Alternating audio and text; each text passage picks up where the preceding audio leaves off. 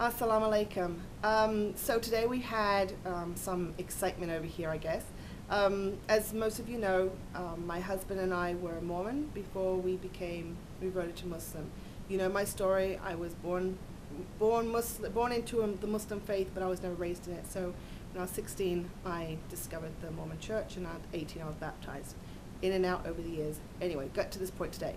My husband was born and raised in the church. He actually fulfilled a full-time mission in Brazil before we were married, and earlier this year we were actually married, what the Mormons consider sealed for time and all eternity in the Mormon church, in the Mormon temple. So we were pretty in the church. So us leaving the church has had quite a few tongues wagging and a lot of confusion and a lot of upset from a lot of people, and just questions why. So we haven't really come out as far as letting people in our ward know, the bishop or anybody, that we had reverted to Islam. We just weren't going to church, and we reverted, and we just thought that that was it, and that would be fine, that there would be really no issues about it. But apparently there were. So this morning we had the bishop and his first counselor in the bishopric come to our door and asked my husband if he was planning to convert to Islam, or if he was just studying Islam for the purpose of learning and knowing. And he said he didn't say he had already reverted, but he did say that he was that it was all for conversion.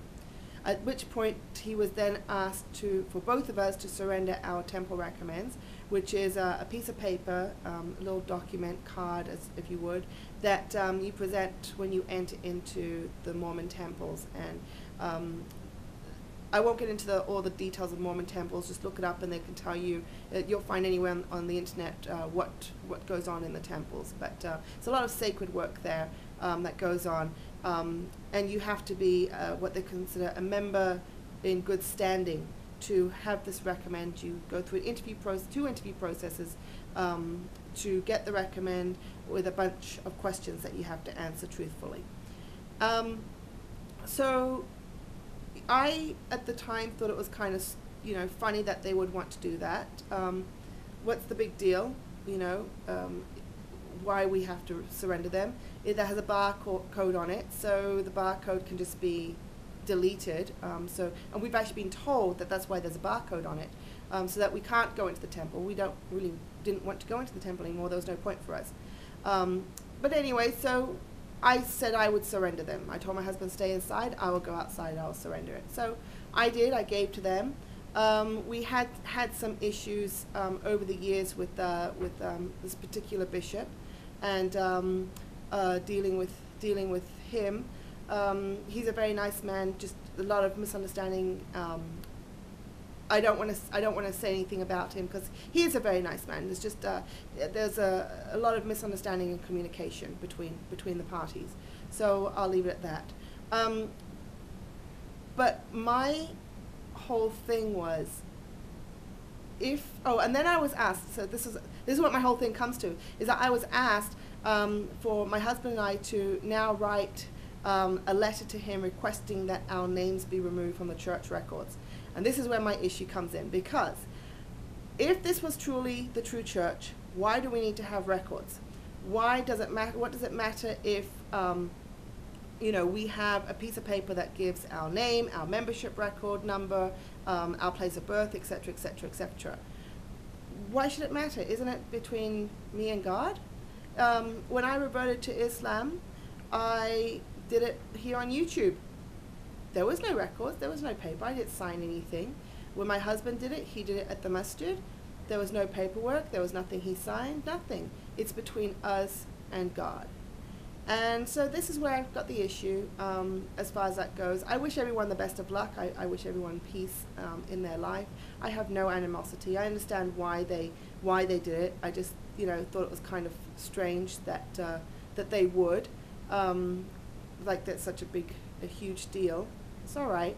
For me, I'm just one of the. I think I'm just a person who's so happy-go-lucky that all of this order and confinement, it kind of makes. I just don't get it. I don't get it. why does there have to be so much policing in religion, so much policing in my relationship with God, being told exactly how to pray, you know, and what is the correct way, what's the incorrect way. I don't understand that. I don't understand that. And as a Mormon, that is, before you become able to get baptized, one of the lessons that you receive is they teach you exactly how to pray. What is a proper way of prayer? So, you know, in other words, learn it and don't deviate from it. Okay.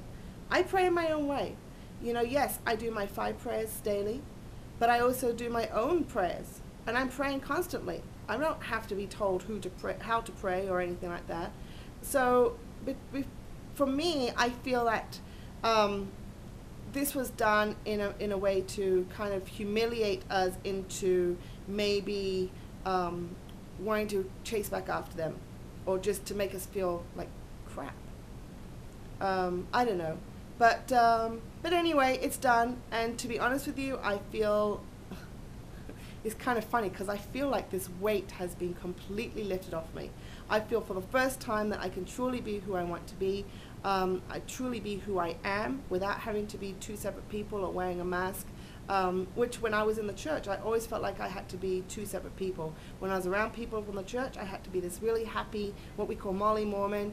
You know, everything's perfect, everything's great, but I couldn't have any issues on my own.